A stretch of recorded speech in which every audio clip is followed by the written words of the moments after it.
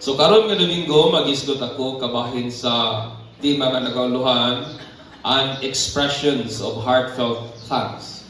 Kini ba ang mga pagpadayag ba sa ato ang kinasingkasing nga pagpasalamat ngadto sa ato ang Ginoo igsoon? Ang atong pagpamalandong makuha natin in the book of 1 Chronicles chapter 16 verse 8 to 11. O sunda lang po ninyo sa hilom igsoon, ang pulong sa Dios nagkanayon. O give thanks to the Lord, call upon His name, make known His deeds among the peoples. Sing to Him, sing psalms to Him, talk of all His wondrous works, glory in His holy name. Let the hearts of those rejoice who seek the Lord in His strength, seek His praise evermore, mga igsoon.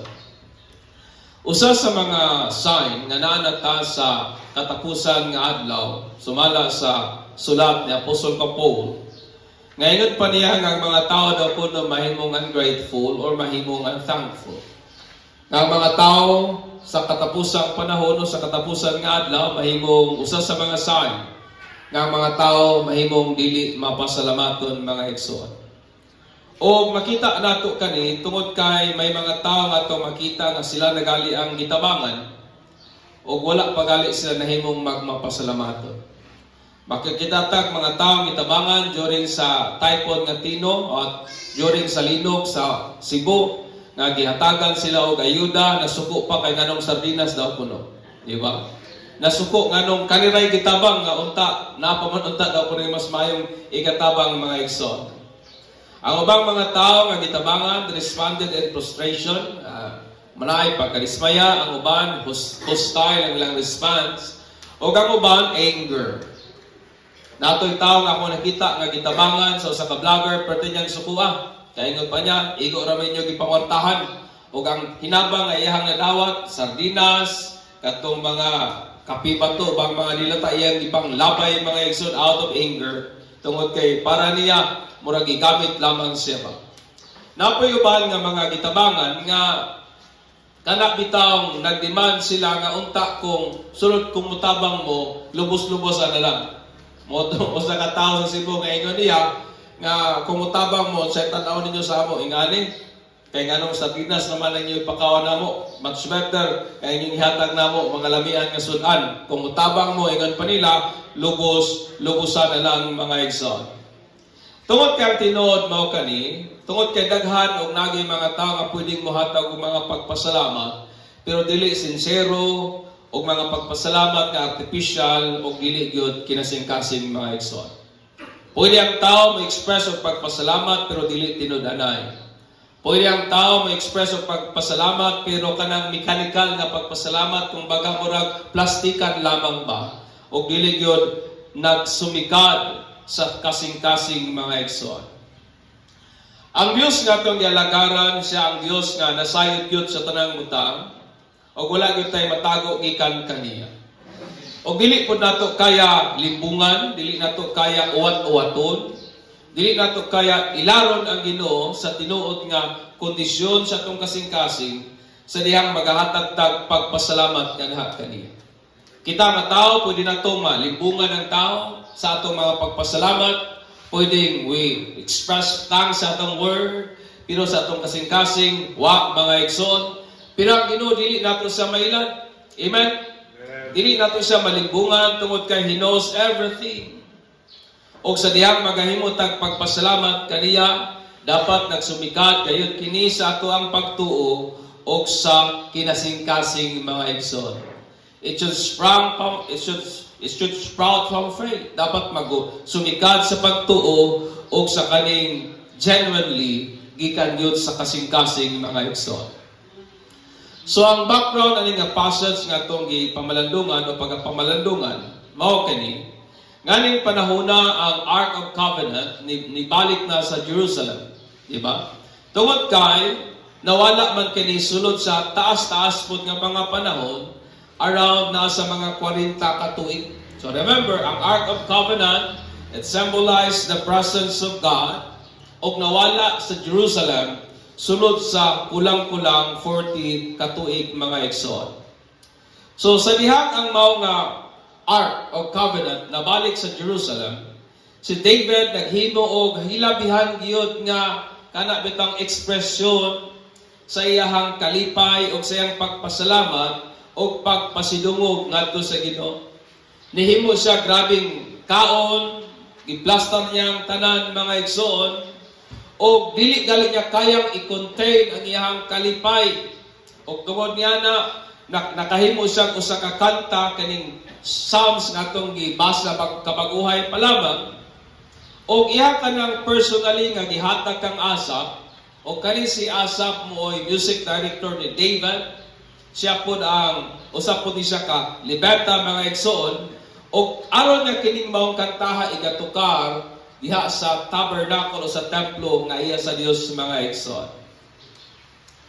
Ang pulong nga pagpasalamat o ang word nga thanks, gikan kani sa passage sa Hebrew nga gikan kini sa Hebrew word nga yauda o yada nga gidefine as paghatag og pagpasalamat, loud or praise. Kanang paghatag ba og pagpasalamat nga nabay pagkangahog ba o pagkasaba ba, no? The same gihapon atong word nga gisgutan nato atong niaging kuan, niaging Sunday nga naay hilabihan nga physical nga expression sa imong pagpasalamat sa Ginoo. O kining pulong nga yada o yauda, ginagamit kini sa Hebrew nga mga tao whenever nga Ginoo maglihok sa ilaha pinagi sa milagrosong pagpanginlabot sa ilahang kinabuhi. O sa dihang tumagon sa Dios ang ilahang mga pag-apo.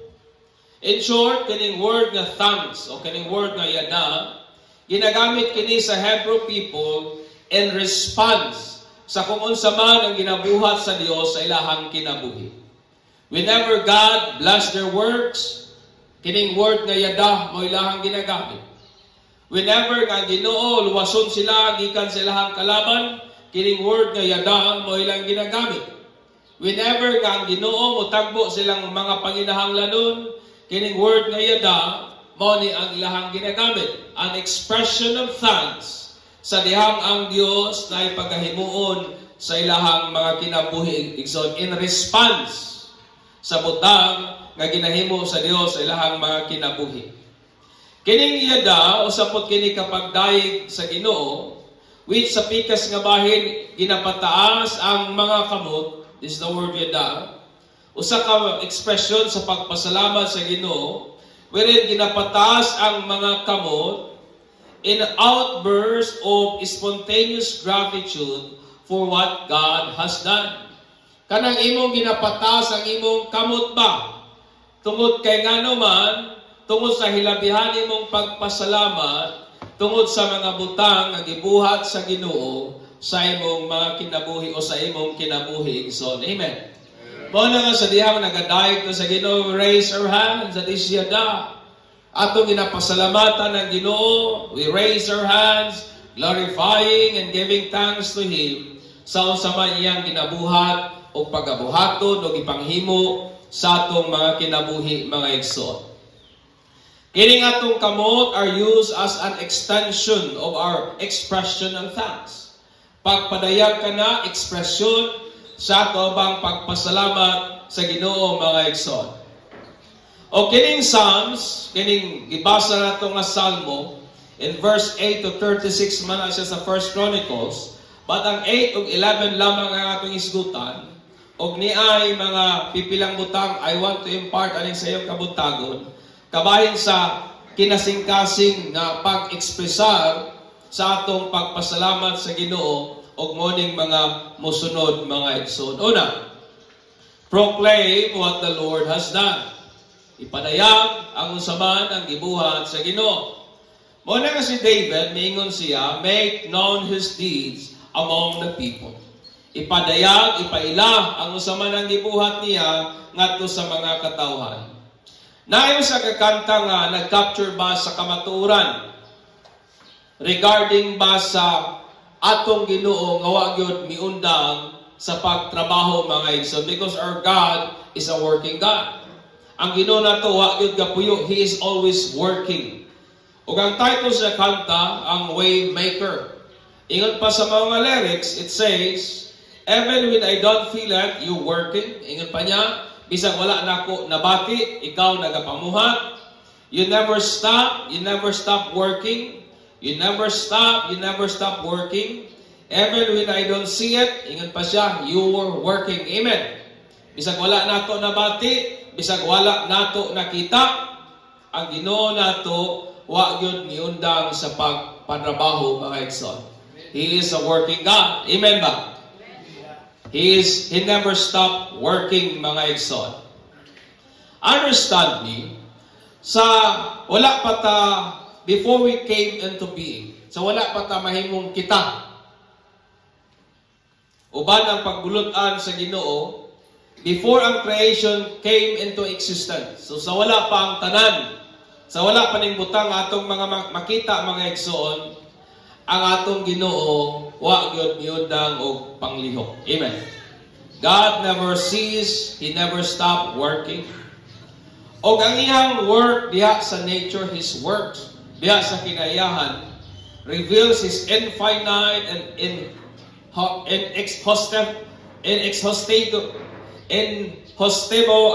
ano nilang dili matukip o dili maundang, dili maundang o dili masagad nga kaalam o kahibalo mga igsoon. Ang creation, it reveals the infinite wisdom of God. Ang creation, it reveals the kanabitaw unfathomable o kanabitaw dili nimo mahurot, dili nimo masagad nga wisdom sa Ginoo.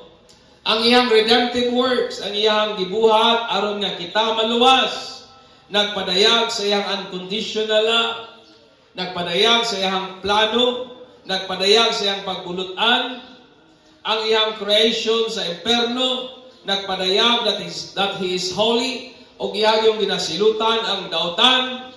Amen? O kini nga Psalms challenge us to proclaim, that is to publicly announce what God has done.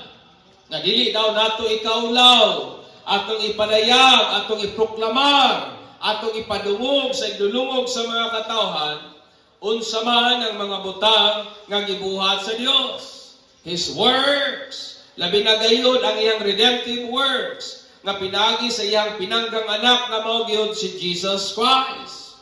Amen. It means when we share the gospel, when we preach Christ, when we share the goodness of God, sa diyang atong ginapamatud-an ang pagkamaayo sa Ginoo, we are proclaiming the deeds of God, o kana mga igsoon, is an expression of thanks ngadto niya. In short, atong ginapasalamatan ng Ginoo sa diyang atong ginaproklamar ang iyang ginabuhat o ang mga butang nga iyang gipangbuhat mga igsoon.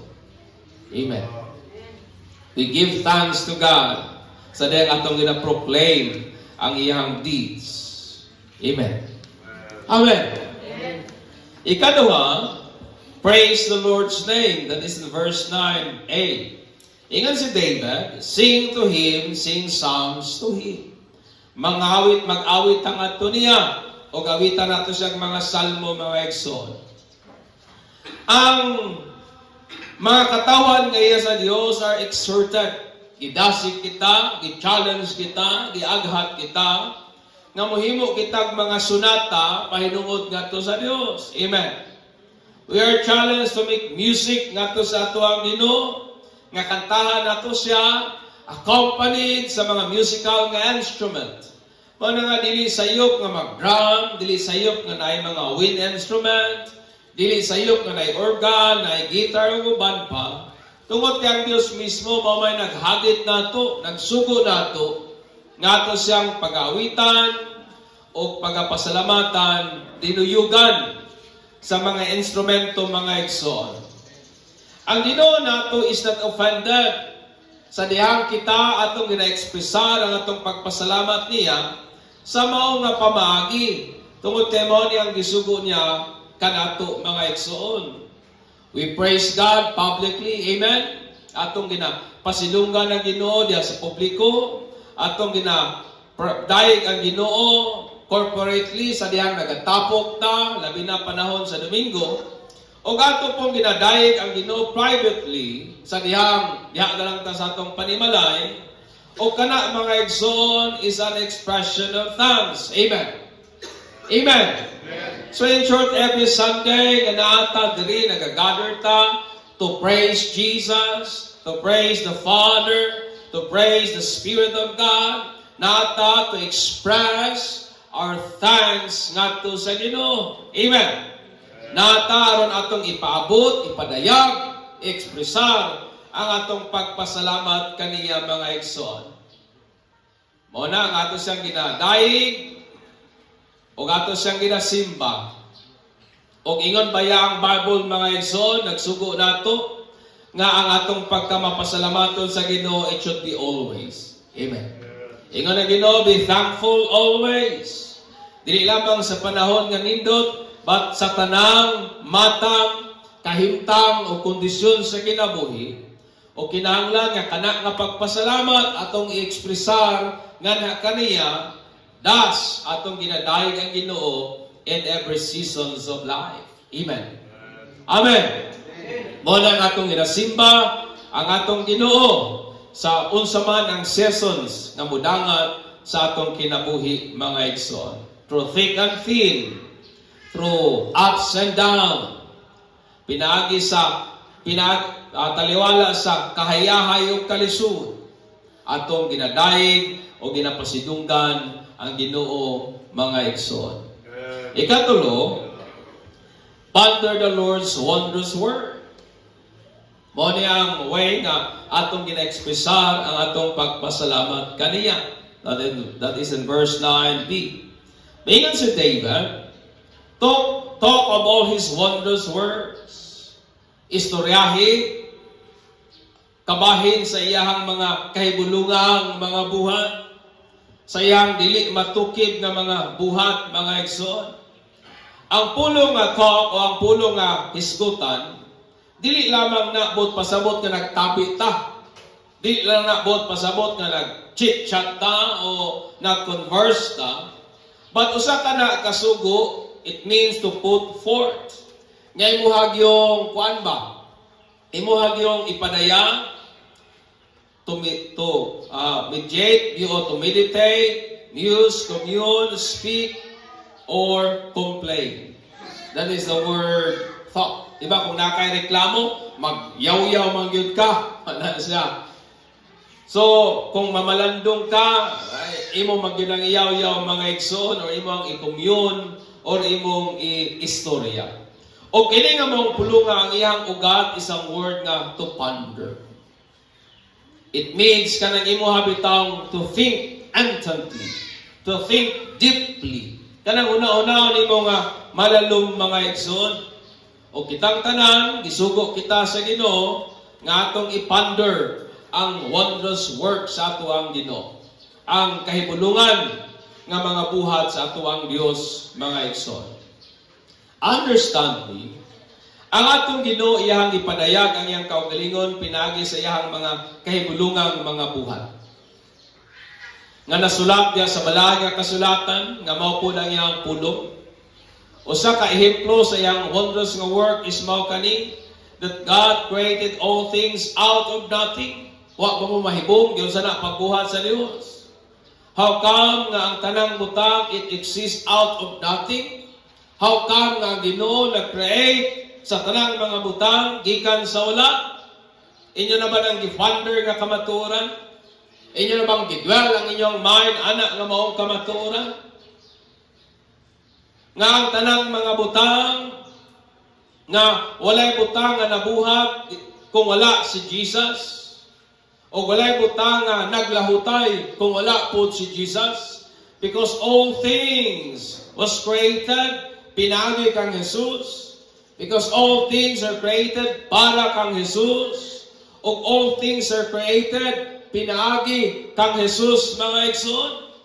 And inyo bang gidwell ang inyong mind sa mao nga kamaturan, sa wondrous word sa ato ang Ginoo?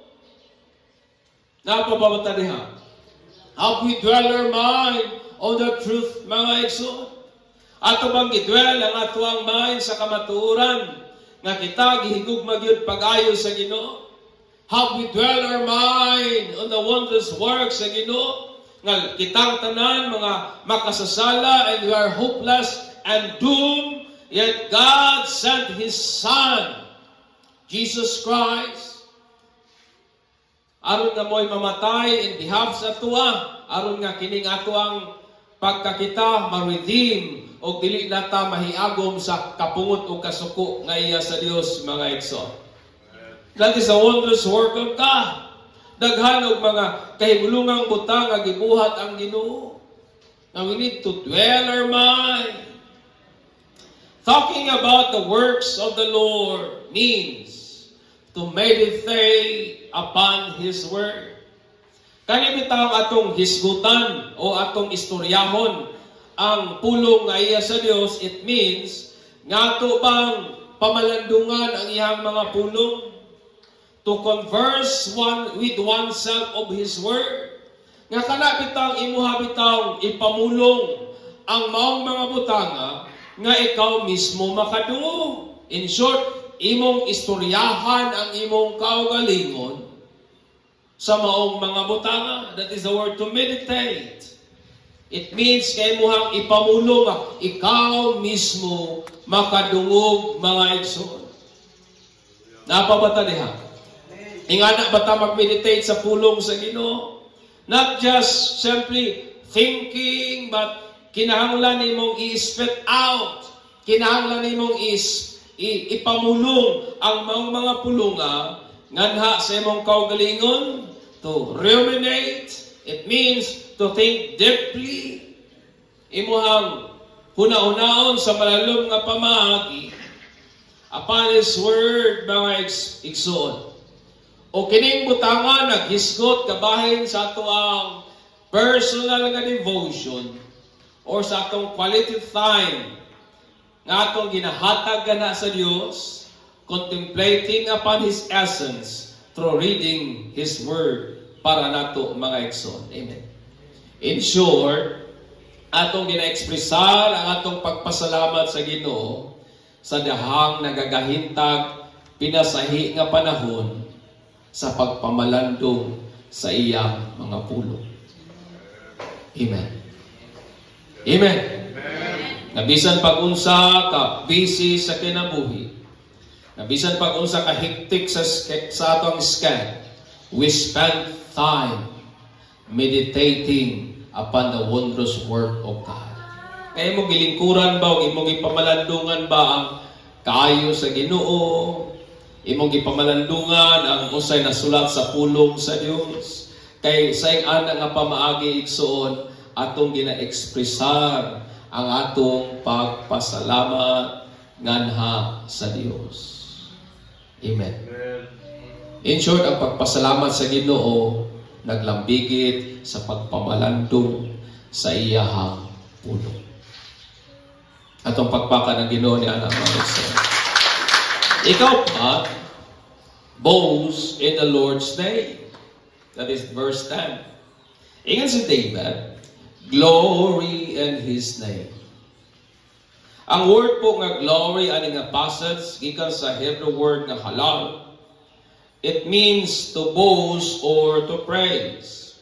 Lahi kini siya sa word na Shekinah, which is also translated glory, nga gihapon bot pasabot, divine presence. Now, Shekinah, that is glory, divine presence. Pero kanina glory nga gigamit ni David, it means halal, it means to boast.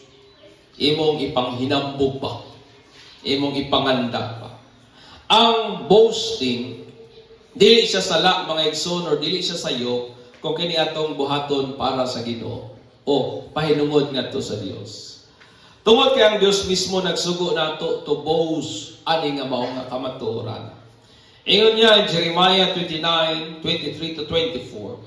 This is what the Lord says. Let not the wise boast of their wisdom, or the strong boast of their strength, or the rich boast of the riches. O sa ingon sa Ginoo, nga dili daw kuno ta ang manggialamon, dapat dili manganda, dili niya ipanghinambog ang iyang kaalam, nor ang mga kusgan, di niya ipanghinambog ang iyang kusog, nor ang dato, di niya ipanghinambog ang iyang kadato, mga igsoon. But let the one who boast about this. Unsa man daw ko ni atong ipangandap, that ye have the understanding to know me, that I am the Lord, who exercises kindness, justice, and righteousness on earth. For in this I delight, declares the Lord. Amen. Kung naman daw kuno tayo panghinambog, unsa man daw kuno, nga mao kini, nga kita nakailaog Dios. Amen. Nga kining Dios nga kung nailhan mo ang tinuod nga Dios. Siya ang Dios nga maayo, siya ang Dios nga manggiangayon, siya ang Dios nga matarong, o ingon ng Ginoo, kung ato ning buhaton, iya kining ginakalipay. Amen. Declares the Lord. Ingon po si David in Psalms 20, verse 7, some nation boast of their chariots and horses, but we boast in the name of the Lord our God. May mga nasod ng ilang pangandap, nasa ilahang kapasidad, nasa ilahang gahom. Batingon ni David, ang among ipangandap o sa lamang, mao ang pangalan sa among Ginoo, ang among Dios, mga igsoon. Amen. May mga tao nga ilahang nagapangandak sila sa ilahang bahandi, sa ilahang kwarta, sa ilahang gahom, siguro sa influence nga naa nila, sa ilang health, sa ilahang achievement, o sa may naa nila, or their confidence came from, kung hay nagsumikat ang ilang kumpiyansa. Pero ang atong confidence, mga igsoon, wala aning mga butangan. Amen ba? Ang atong kumpiyansa, na lamang diha sa Ginoo, tungod kay atong gina-expressar, kining atong kinasingkasing nga pagpasalamat sa Dios, when we boast in the Lord, amen, our God. Nga kung naglampos ta, atong ipanghinambog nga dili na tungod kay maayo kang mudiskarte, it is because of the Lord. Amen. Nga kung nag-uswag man ta sa atong trabaho, that is not because kay maayo ta, that is because God bless us. Kanunay natong ipanghinambog, kanunay natong ipangandap ang atong Ginoo, mga igsoon. Nga nagmadaogon ta, nga nakabarog ta, it is because of the Lord. Amen. We should learn to boast in the name of the Lord. Amen. Nga kung atong mga anak nakahuman sa pag-eskwela, ayaw ipanghinambog ng imong anak bright, ayaw ipanghinambog ng imong anak maayo kay mo diskarte. Boast in the name of the Lord. Nakagraduate niya akong anak, it is because of the Lord. Always boast in the name of the Lord, mga igsoon. Tungod kay sa ana nga pamaagi, atong gina-expressar ang atong kinasingkasing nga pagpasalamat nganha niya. Amen. Ikalima, search the Lord with a joyful heart. Pangita ang Ginoo ba ng malipayon nga kasing-kasing? That is in verse 10. Ingat pa ni David, let the hearts of those who seek the Lord rejoice. Nga katod ako nung kasing-kasing nga nagngita sa Ginoo, dapat magmaya o magkalipay, mga igsoon. Ang pulong nga seek, aning passage, it means to search or to desire. Imong pangitaon or imong tinguhaon. Nga nagikan sa primitive root nga imuhang pangitaon by any method. Imong pangitaon uban ang mga pamaagi, labi na pinaagi sa pagsimba, pagdaig ug mga pagampo, mga igsoon. Ang atong Ginoo nag-ingon siya pinaagi kang propeta Isaiah in Isaiah 55:6. Seek the Lord while you can find Him. Call on Him while He is near. Ato daw ko ng pangitaon ng Ginoo, mintas ato pa siyang makaplagan. Mutawag ta niya, mintas duol ug sangpiton pataniya. O atong pangitaon ng Ginoo diligently, we are to seek the Lord nga nagi ang pagkugi. Uban ang malipayon nga kasing-kasing pinagi sa pagpamalandong sa iyang mga pulong, pinagi sa pagbasa o pagpamalandong sa iyang mga pulong, pinagi sa mga pagampo, pinagi sa mga pagsimba, o pinagi sa pagtuman sa iyang mga kasuguan sa ato ang kinabuhi, mga igsoon. When we seek God with joyful heart, understand me, napay lisod nga butang kung imong himuon nga nakay kalipay. Diba, bisan pag-unsa ka, bisan pag-unsa ka lisod ang butang nga imong ginahimo, kung imo nang buhato nga nagmalipayon ka, mahimong gaan, mga igsoon. Amen. Amen. Mo bitaw na nga nay mga tao nga enjoy lang ang imong ginabuhat. Just enjoy unsa imo hang ginabuhat. Kay according to that, kung imo daw kuno gina-enjoy, imo ginakalipay sa imong ginabuhat, dili daw kuno na lisod, dili daw kuno na burdensome para niyo. Understand me. When we seek God with joyful heart, kung atong pangitaon ang Ginoo ba ng malipayon o nagmaya nga kasing-kasing, ang pagbasa sa iyang mga pulong, ang pagampo, ang pagdaig niya, ang pag-adtog simbahan, pagsimba niya, ang pagtuman sa iyang mga pulong would be enjoyable and pleasurable to our soul. May mga tao sa akin anong lisod kay matong simbahan, kay wa may kalipay sa kasing-kasing to search the Lord.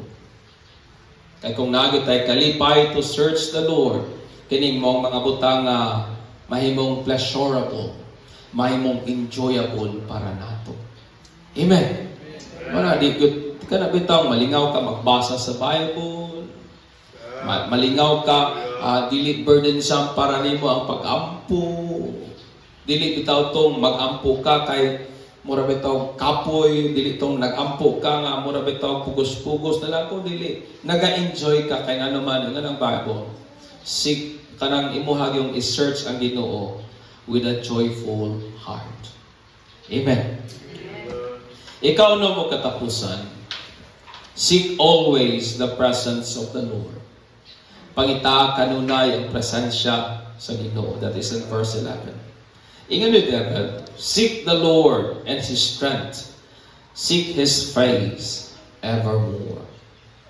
Ang naumpo sa Dios, it symbolizes His presence and favor. O ang kahulugan sa naung sa Ginoo.